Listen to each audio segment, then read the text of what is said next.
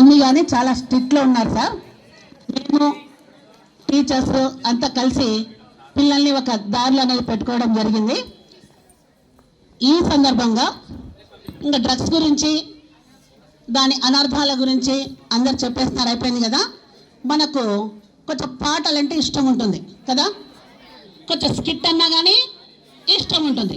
అంటే ఇప్పుడు సార్ వాళ్ళు చెప్పిన మాటలు ఏవైతే ఉన్నాయో అది ఒక నృత్య రూపకంలో మన 10th పిల్లలు చూపబోతున్నారు. దాన్ని చూడండి. సార్ వాళ్ళు చెప్పిందంతా పాట రూపంలో వస్తుంది. ఒక మంచి అవగాహన చేసుకొని మీరు డ్రగ్స్కు దూరంగా ఉండండి. ప్లస్ అంటే ఇప్పుడు చిన్నపిల్లలే,